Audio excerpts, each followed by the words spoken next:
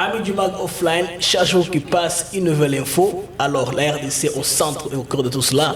Aujourd'hui, nous allons recevoir notre invité permanent, qui n'est autre que monsieur Fabien Nombala Kalonji, un compatriote engagé pro-Congo. Voilà sa qualité, sa particularité. Avec nous allons brosser le sujet d'actualité brûlant, les sujets qui agitent, comme on dit, le débat public en RDC.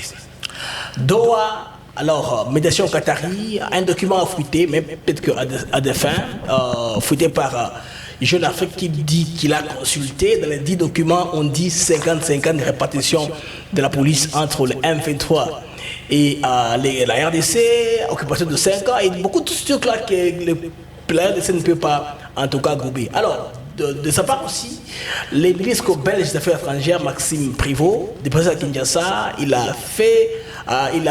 nous a fait entendre quelque chose qu'il a discuté avec le président Tshisekedi de Chilombo et qu'il a dit que ce n'est pas acceptable pour Tshisekedi de prendre tout cela. Tshisekedi dit c'est no-go, on ne peut pas prendre ces projets d'accord-là. Alors il y en a qui concluent que voilà la demande des Rwandais, mais d'autre part aussi il y a une information que les Congolais ont vérifiée, d'ailleurs plusieurs sources la corroborent.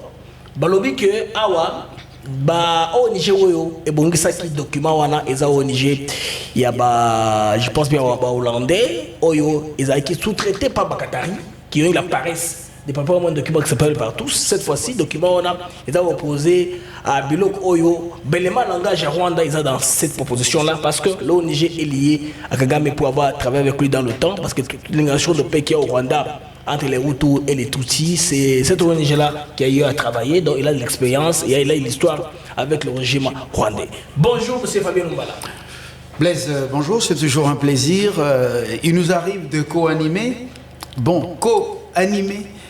mais aujourd'hui, je suis l'invité. Il vous arrive aussi que vous soyez l'invité de Fabien. Alors, vice-versa, nous nous complétons. Bon, les internautes, et plusieurs, des milliers dans le monde, ils ont dit Bengayaya, Aloba. Mais aujourd'hui, j'ai vraiment de la matière. Okay. Quelque part, on dit j'ai vraiment de la matière. Ok, mais la matière, comment ça va? Comment par la matière? Quelle est la matière d'abord principalement dans le sujet? Il y a les lots, ils ont tourné autour, il y a de la matière à l'ébosso, il y a lingo inséré autour, la maçonnerie et la manchette. Bon, je voudrais vous apaiser. Doha, c'est un traquenard. Moutambo pour les incirconcis. Traquenard. C'est un piège. Ok. Moutambo pour les incirconcis. Je parle des Rwandais. Oui, non. Dans cette Afrique, nous sommes le pays des hommes très propres, des gens. Ceux qui au bâtiment à Mobali, après quelques jours. Ah, vous parlez de la circoncision. Voilà, vraiment. Okay. Alors, c'est pourquoi nous sommes, nous jouissons d'une grande crédibilité en Afrique, dans le monde. Vous avez vu que les Congolais, ceux qui botami, donc des gens circoncis, ils sont très propres. Ce sont des témoignages que j'ai recueillis. De par le monde, je ne raconte pas les histoires. Même des études scientifiques des grandes universités ont démontré ça. C'est une parenthèse. Un circoncis n'a pas relais n'a pas. Donc, Kanambe, avec tout son groupe, les Sissenanga, Thomas Lubanga, qui sont. Kanambe, vous faites allusion à Joseph Kabila, l'ancien président congolais. Je n'ai pas cité moi, je respecte beaucoup Laurent Désiré Kabila, fils du pays et tout ça, qui a été fauché dans son palais. Voilà, vous connaissez le complot. Mais Kanambe, avec l'intellentel, je dis l'intellentel en général, et les Rwandais, c'est leur traquenard. C'est le traquenard. Doha, c'est un traquenard. Vous me donnerez raison. Vous savez, Tshisekedi, quand il vous embrasse le matin, alors qu'Azana, il n'a pas quoi. Ah bon? Oui. Il est même plus dangereux que son père. Donc, je dis pas dangereux dans Ndeyamabe. Il est plus stratège que son père. Il est. Son père, quand il était fâché, tout le monde savait qu'il était fâché. Quand il était contre quelque chose, tout le monde savait qu'il était contre quelque chose. Mais lui, quand il est contre quelque chose, vous ne le saurez même pas. Doha, c'est un traquenard. C'est un piège pour nos ennemis. Ne vous en faites pas. Pourquoi je le dis? Parce que dans le rapport des forces, vous avez vu Trump, quand il a reçu Tango Yambi, Zelensky, cette fois-ci, ça s'est très bien passé.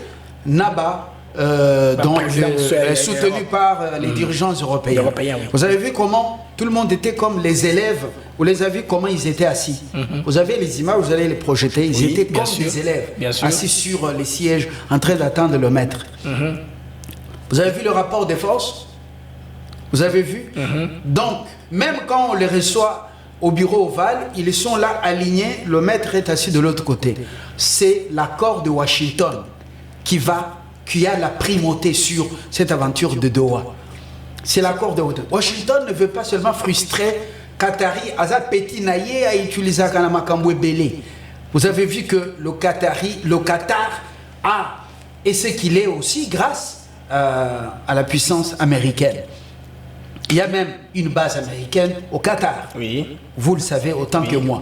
C'est un partenaire qui ne veut pas frustrer comme ça. Pour l'instant, vous savez, il était question de la résolution de la crise, la guerre en Ukraine.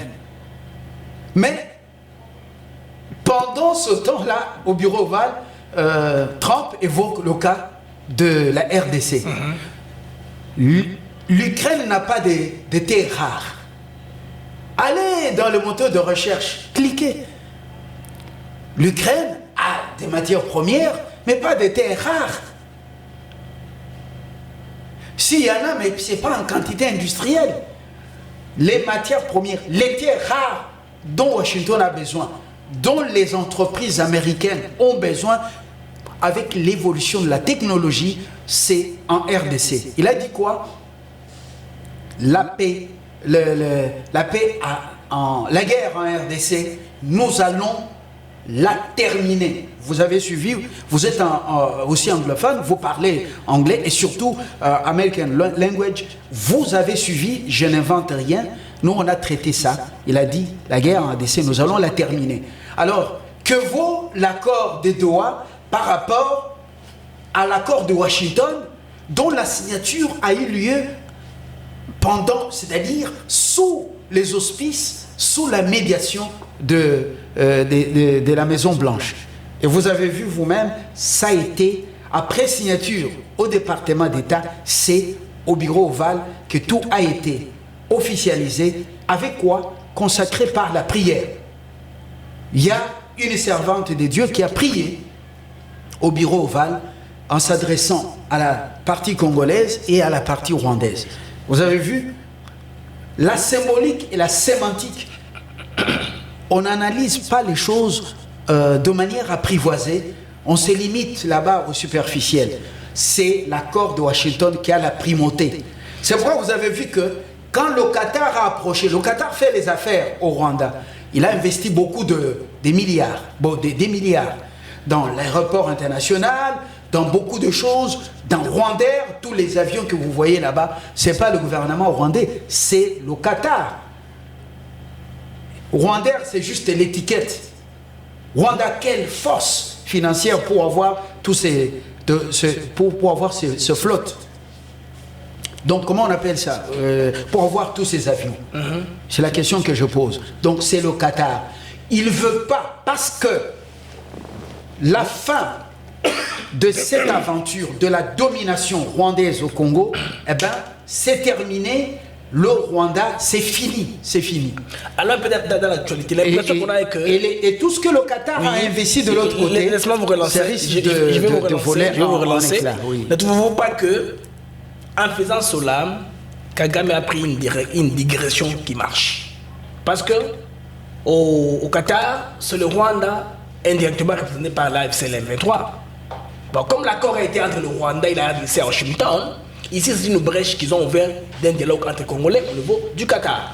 Mais là, cela est de nous enfoncer, de nous perdre le temps, parce que le temps, on n'a pas de temps. Time is money. Le mandat de Trump, c'est 4 ans. Dans le 4 ans là, on est en train de dilatoire, on nous perd le temps.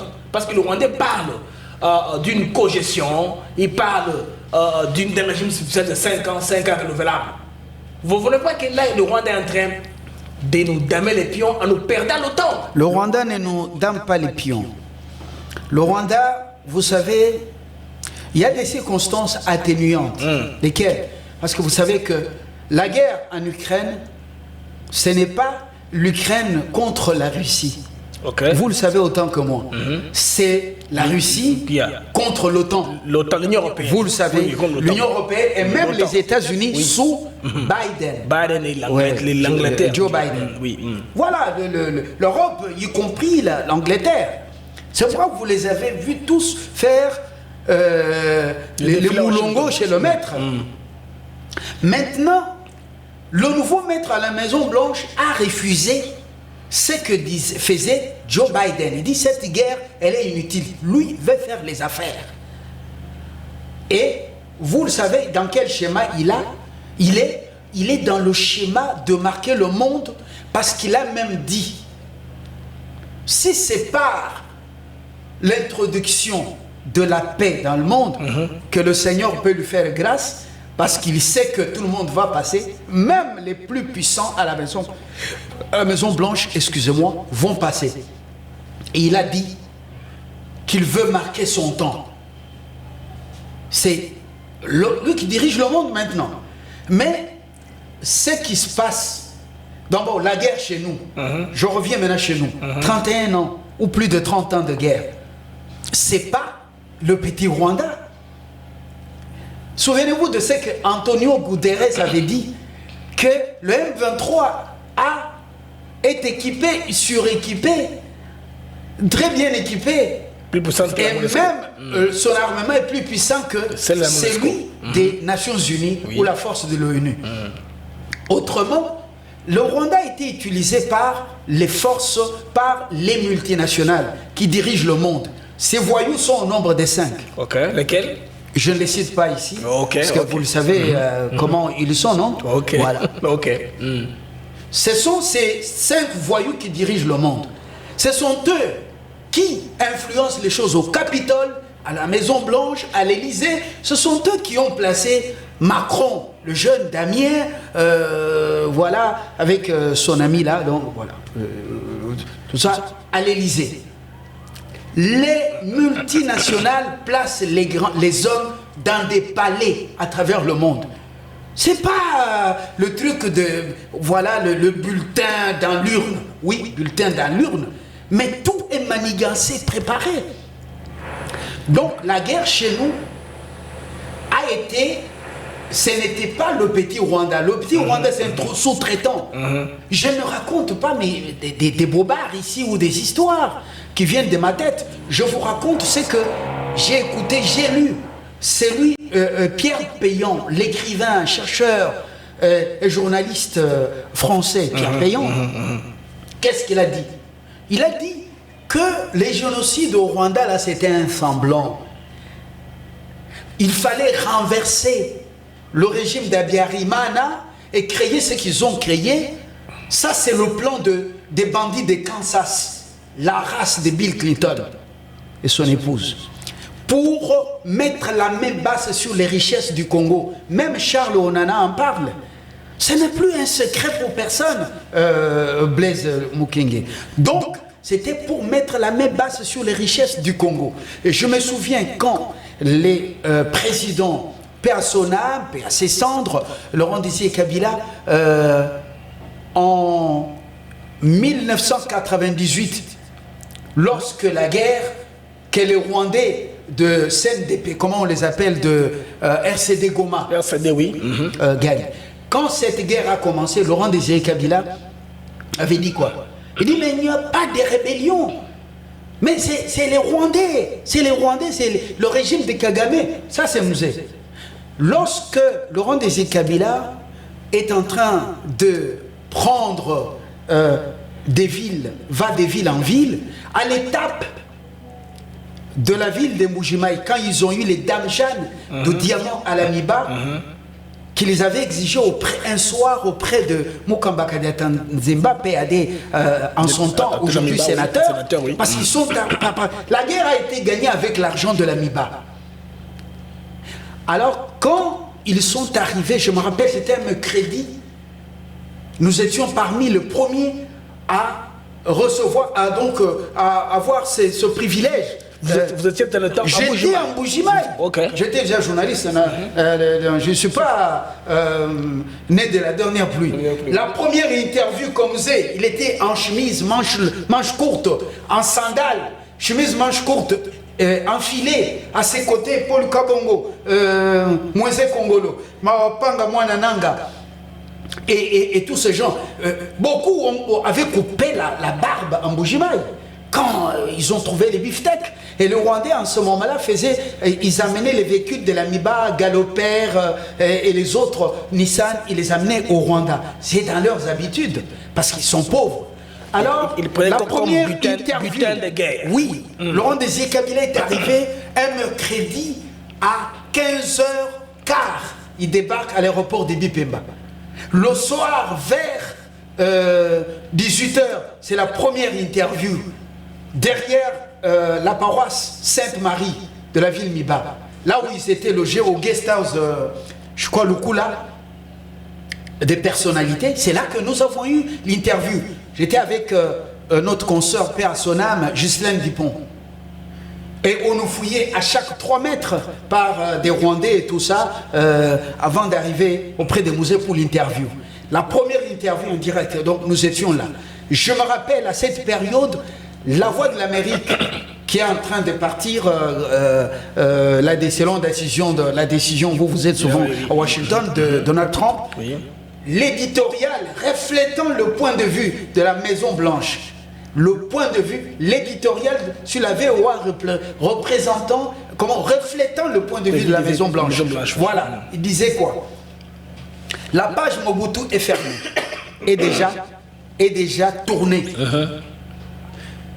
Les États-Unis d'Amérique sont reconnaissants envers la personne de Mobutu pour son rôle joué pendant la guerre froide. Et que sa page était tournée, maintenant, les industries américaines ont besoin de matières premières du sous-sol zaïrois, à l'époque, donc congolais. Et que Washington ne peut jamais accepter que la gestion de ce grand pays, au cœur de l'Afrique, un pays géostratégique, un pays avec des richesses incommensurables, ne peut jamais accepter que la gestion de ce pays lui échappe. Ça, de mes propres oreilles, je suivais beaucoup La Voix de l'Amérique. C'était parmi les sources d'information pour nous, la presse. Oui, à l'époque. Et à cette période, moi je travaillais pour le compte de Radio-Télévision Kasaï Horizon. Donc je retrace ce que je dis, je ne raconte pas les histoires. Je revenais, paix à son âme, je revenais de la RTNC, j'ai passé un test. Donc je crois que ceux qui ont travaillé avec moi là sont nombreux, Ndaya Chisense qui est ici, Bakandoa et beaucoup qui sont ici, voilà. Donc beaucoup se sont éparpillés. Bien, alors, très bon rappel historique. Oui. Et là, je vais vous dire que c'est lui qui a fait la guerre. Vous savez, moi, si vous ne m'interrompez pas, vous allez m'écouter comme on écoute, comme un disciple écoute un prédicateur à l'église. Vous dites ceci, ne pensez-vous pas qu'il est grand temps qu'on puisse quitter la table de négociation à Doha, compte tenu du draft qui a été proposé, qui est tendancieux, qui a des éléments de langage du Rwanda à l'intérieur? Alors, je vais vous répondre à cette question, mais je termine pour dire que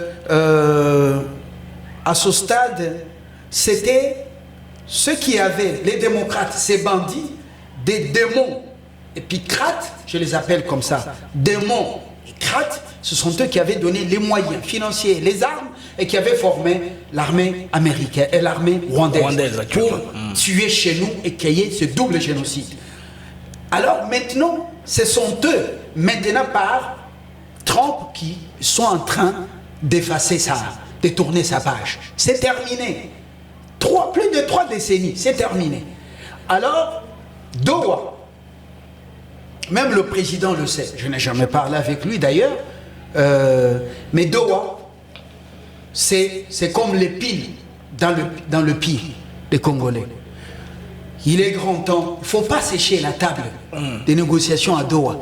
Il faut aussi aller dans la diversion à Doha, faire passer le temps à ces délinquants, à ces criminels, à ces terroristes. Le temps, l'État est contre nous parce qu'on a de pourrir la situation sur place. On a de peupler les zones occupées. Ils sont en train de tenter de prendre plus de terrain, mais ils ne réussissent pas. Ils ont tenté d'ouvrir, ils ont échoué. Ils ont tenté de monter un peu avec Kisangani, ils échouent toujours. Vous ne voyez pas que le temps est notre ennemi? Oui, le temps n'est pas notre ami totalement. Le maître, c'est ça.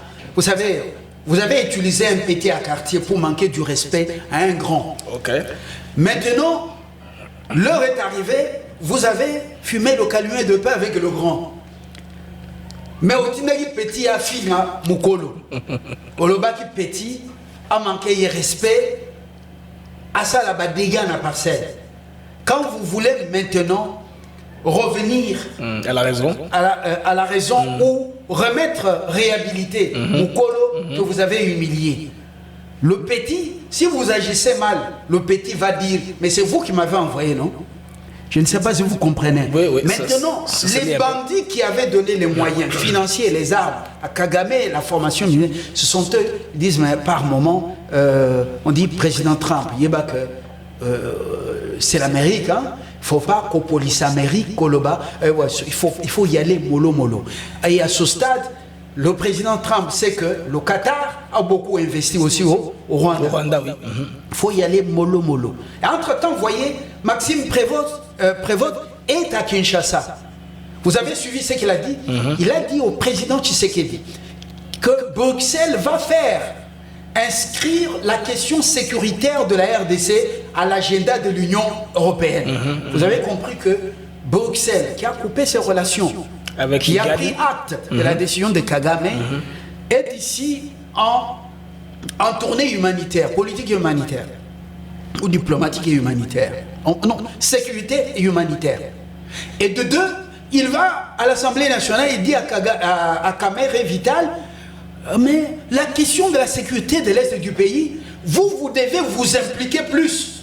Imaginez-vous un chef de la diplomatie belge qui vient dire au Parlement de notre pays de s'impliquer beaucoup plus. Il sent qu'il n'y a pas beaucoup d'implication. Il a proposé un dialogue inclusif, là où tout le monde se retrouve. Bon, cette affaire-là de dialogue inclusif, vous savez, c'est l'œuvre de ceux qui luttent pour que les talentés là reviennent aux affaires avec ses copains. Vous avez compris? C'est ce qu'on dit Mwambangouba. On vous donne, comment on appelle ça? La moine. On a mis un peu de sucre, mais on a pris des aiguilles, on a placé dedans à l'intérieur. C'est ça ce qui plaide pour ce dialogue. C'est l'affaire des gens en soutane, catholiques tout comme protestants. C'est aussi le combat, parce que tout ce qu'ils ont fait comme tournée, c'était pas gratis prodéo. C'est aussi le combat de ceux qui sont à l'interne, qui réclament le dialogue. Ils savent. Est-ce que vous ne lisez pas entre les lignes le message de Bruxelles? Un chef de la diplomatie belge qui demande au Parlement de notre pays, dit, mais vous devez vous impliquer beaucoup plus. Vous devez vous impliquer. C'est-à-dire, il sent que, notre Parlement ne s'implique pas. Vous avez travaillé avec Chokitou, nos affaires étrangères. Est-ce qu'il était-il approprié à Maxime Prévost d'avoir un point de presse commun avec Kagame à lieu de place de Thérèse Kakomba Wagner? Pourquoi est-ce que lui... Non, il n'était pas avec Kagame. Le point de presse est avec Kamere Vital. Je m'excuse, Kamere. Le nom tout commence par les cas. Excusez-moi pour le lapsus lingua. Alors, je relance ma question. Est-ce qu'il est-il approprié, compte tenu de votre expérience aux affaires étrangères, de voir un ministre belge des affaires étrangères tenir un dîner de presse ou un point de presse avec le président de l'Assemblée nationale congolaise, alors que son équivalent au Congo est là, existe là? Qu'est-ce qui s'est passé? Quel lobbying a joué pour que Kamere sorte en vedette? C'est tout un message. C'est tout un message. En ce moment, bon, je vous le dirai hors micro. Mais je ne peux pas le dire. Moi, ici. bref, je ne peux pas le dire ici. Comment c'est Kamere, ce n'est pas j'ai rodé dans les arcanes de hautes instances diplomatiques dans le monde. Je sais ce que je veux vous dire en aparté. Alors, c'est tout un message. En principe, ne va pas se fâcher disant que mon homologue était ici. Kaikwamba n'est pas sur place à Kinshasa, ce que je sache. Non, c'est la vice qui est au Japon. Kaikwamba doit être à Kinshasa. Non, Kaikwamba est à Kinshasa. Et doit être à Kinshasa, je suppose, parce que dans mes civils patrouilles, je ne l'ai pas vu annoncer quelque part. Madame Sumino est à Tikad, à Tokyo, elle a pris une photo avec le président Lorenzo de l'Angola, avec qui ils ont discuté. J'ai vu la vice-ministre qui fut ministre de la Jeunesse, accompagner la première ministre. Kaikwamba n'est pas au Japon. Alors, je n'ai pas la dernière information, mais c'est tout un message, je ne veux pas le dire ici. Hors micro, je vais vous le dire. Vous ne voulez pas le dire. Le vrai message. J'aurais bien voulu vous savez, le vrai message. Dites d'une façon même voilée. Madame Wagner, Madame Kaikwamba n'était pas là. Monsieur Prévost, il va tenir ce point de presse où à l'Assemblée nationale, aux côtés du président de l'Assemblée nationale. Oui.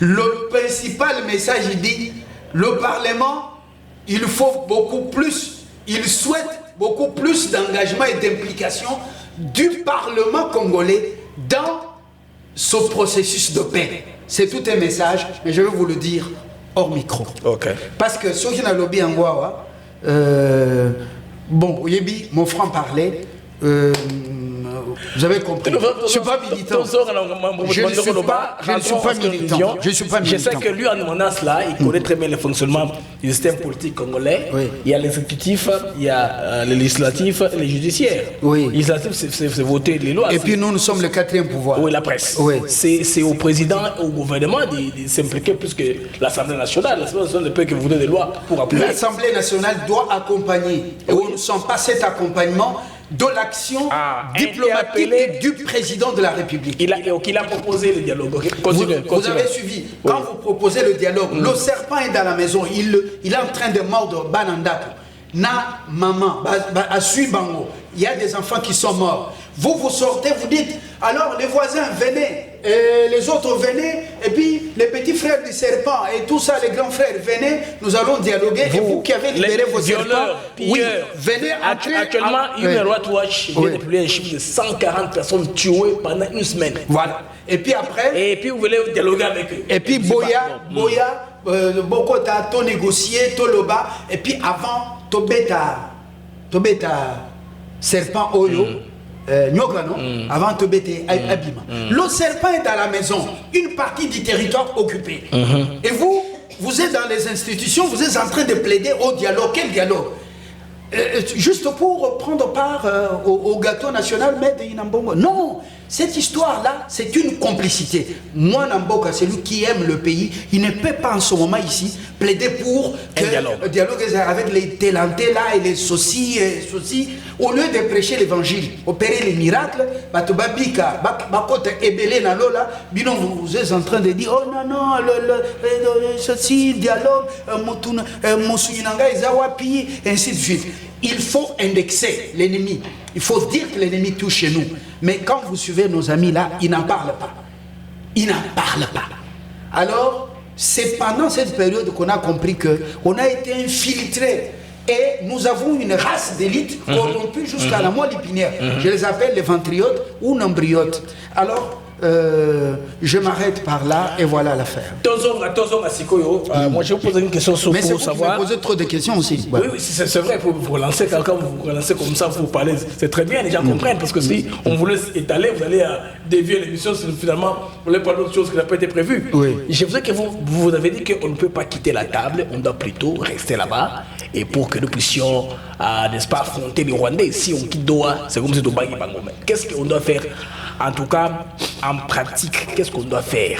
L'opinion publique congolaise est attentive. L'opinion est en train de chercher à savoir qu'est-ce qui se passe. Ce qu'on t'allie bien, l'accord de Washington. D'abord, la résolution 2773. Oui. Pour les Belges, 73. Oui. Je crois que je ne me suis pas trompé. Hein. Oui. Je ne suis pas fort dans les calculs, dans les statistiques. Moi, je suis fort dans les blabla. Ça passe, oui. Voilà. La résolution 2773, l'accord de Washington. C'est ça les sous-bassements. Et puis, l'accord, la déclaration des principes, Oya Doha. Les trois ici, ce qui autant... Déclaration de principe, et ça, non, accord. Voilà. Déclaration de principe. Ce qui autant bien la version, le fameux document qui circule sur la toile. Ce qui autant bien. Il a un déphasage total. Voilà. Et avec l'accord, et avec la résolution 2773, et avec l'accord de Washington, et avec la déclaration des principes. Parce que la déclaration des principes, c'est aussi le reflet. Donc, en principe, la déclaration, plutôt l'accord de Doha doit être le reflet de la déclaration des principes de Doha. Alors, c'est à ce niveau, si ce document est vrai, c'est à ce niveau que nous découvrons que le Qatar est parmi ceux qui ont participé au génocide dans ce pays, à travers le cheminement des minerais volés ici. Si ce document est vrai, si ce projet de document est vrai, c'est que le Qatar est notre ennemi. La nuance, c'est que le Qatar n'est pas la source du document. Ils ont consulté une ONG qui est spécialisée en résolution des conflits. Cette ONG-là... Une ONG sous-traitée. Sous-traitée, voilà. Sous-traitée. Et cette ONG a des liens avec Kagame. Voilà. Kagame leur a passé l'époque qu'il faut faire Qatar entrer. est derrière. Ils vont faire que... C'est là vraiment un déphasage, comme vous l'avez dit, avec les déclarations des principes. Voilà. Je vais vous dire que le Qatar, c'est un traquenard. Mais je vais vous dire que il ne viendra jamais quelque chose de bon de Qatar. De Doha. Ça, il faut le retenir. En fait, Kinshasa doit seulement se tourner, je pense, à Washington. Mais entre-temps, il ne faut pas sécher la table. Il faut y rester. Parce que document, ce qui est allié à Solo, c'est que le Qatar est parmi parmi les nations qui ont participé à la déstabilisation de notre nation. Indirectement, oui. Voilà. Et comme nous le savons déjà, et vous savez qu'ils commencent à faire les affaires ici, ils sont venus nous faire miroiter 200, comment on appelle, 20 milliards. 20 milliards de dollars américains avec leur délégation qui était ici. Oui. Ça s'appelle Ezanini Mwambangouba. Eza Mwambangouba. Je ne sais pas si vous comprenez un peu. Opération de séduction. Quelqu'un réfléchit qu'ils allaient en sacrement parce que chez Bisso, la Burundi, la Zambie. Vous voyez les pays stratégiques. Voilà. Encerclement. Voilà. Ezali piège. Opération de séduction. Vous voyez combien? 20 milliards. Et puis après, ça précédait ce texte qui circule. S'il est vrai que ce texte est collécaté, nous, même sans le Qatar, nous n'allons pas disparaître comme nation. Seulement avec l'accord, le deal minier avec les États-Unis, nous allons survivre. D'ailleurs, avant ça, est-ce qu'on n'était pas une nation? Le Qatar, vous avez déjà connu la montée jusqu'au sommet des pays. Et vous avez également appris leur décadence. Qui vous dit que c'est une montée éternelle chez les Qataris? Personne. Il n'y a que Dieu qui est éternel. Alors pour terminer, il y a des Congolais qui pensent qu'il faudrait bien étiqueter les responsables du problème. Par exemple, dans ce cas ici, il n'est pas question de parler de la FC du M23. Il faut indexer le Rwanda directement, et le Rwanda l'indexant, il faut indexer les pays de l'Union européenne qui sont derrière le Rwanda en appuyant. Vous ne pensez pas que c'est quelques pays dont la France? Il faut commencer à les citer nommément. Quelques pays dont la France, oui. Parce qu'on voit seulement le Rwanda, les gens sont fermés. Comment le Rwanda fait ça? Non, c'est le Rwanda avec ses la France, le Luxembourg, la France, les Luxembourg. Donc ils sont divisés parce qu'il y en a qui se retrouvent. Et il faut, c'est à ce niveau qu'on doit avoir des hommes. Je répète toujours ça. Qui savent jongler entre ces puissances. Voilà. Les opposer les unes aux autres. Voilà. Vous voyez comment ils nous amènent dans les distractions. Où ils rencontrent des opposants comment on appelle ça? Au Kenya, au Sénégal et tout ça. Ça tourne en rond, oui, voilà. tout ça. Des gens qui travaillent contre leur pays, qui sont avec Kagame. L'histoire va tous les vomir. C'est à ce stade qu'on n'a pas besoin de vos diplômes, des doctorats, des licences, des masters, de graduats, ou de PP5 ou diplôme d'État. On n'en a pas besoin. 99%, il a distingué, tout ça, ce sont des présomptions. C'est la présomption des connaissances. On a besoin des hommes morales d'acier qui savent donner des injonctions à leur ventre. Ici, c'est la nation. Ce sont ces hommes-là dont il est question au Kasaï. On dit est-ce que dans ce village, dans cette nation, est-ce qu'il n'y a pas d'hommes?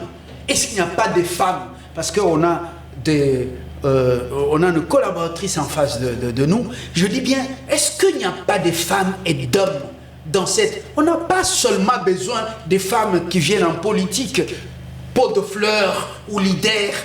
On n'a pas besoin on n'a pas seulement besoin de cette masculinité positive. Oh non, c'est pour la première fois qu'une femme est dans tel ou tel poste. C'est pour la première fois qu'un homme de telle tribu, tel clan est dans ce poste. On s'en fout. On s'en fout. On a besoin des résultats. On a besoin des résultats. Tu aimes le pays? Est-ce que tu te bats pour le pays? En ce moment, fais-tu le distinguo entre ton ventre, les beefsteaks qui sont devant toi, qui est devant toi, et l'intérêt des Congolais? Vous aurez une femme ici qui vient de Paris et qui va à Kimpese, qui va en Bazangungu faire le champ, elle-même à la main, elle fait jusqu'à vendre la farine toute blanche de manioc, et qui a laissé la vie des parents, ainsi de suite. Et alors que nous sommes ici dans les maquillages, dans beaucoup de choses, ainsi de suite. C'est pourquoi je veux que des femmes comme ça fassent leur entrée en politique, les femmes leaders et non pas femmes pot de fleurs, des hommes leaders et non pas des hommes pot de fleurs. Ce pays, s'il n'y a que le Congo qui compte. Les restes, nos beautés, nos laideurs. D'ailleurs, Dieu n'a pas créé des laides femmes ni des laids hommes. Dieu a créé, tout ce qu'il a créé est beau. Nous avons besoin de gens qui ont le Congo dans leur cœur, dans leur âme. C'est maintenant qu'on a besoin de gens. C'est pas, vous avez des millions et des milliards, chars automobiles, autant de choses, mais vous luttez toujours pour que ces gens vivent dans leur pauvreté, le pays. Regarde la ville. Pour arriver ici, vous voyez la gymnastique? Est-ce que ça c'est la ville capitale d'un grand pays?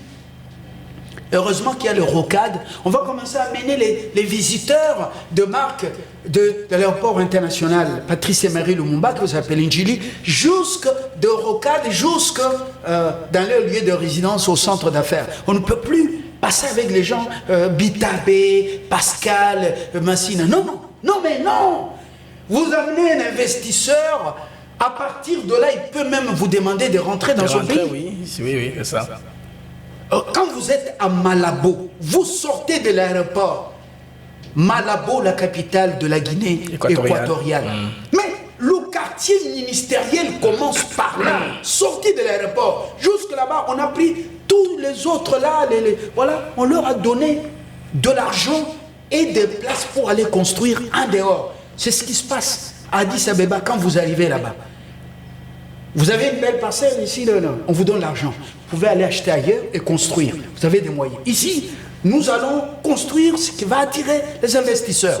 Ce n'est pas ce que nous voyons là-bas, les Matembele, les Bitekuteku, à même le sol, le long du boulevard, avec les Bitabé, et ainsi de suite.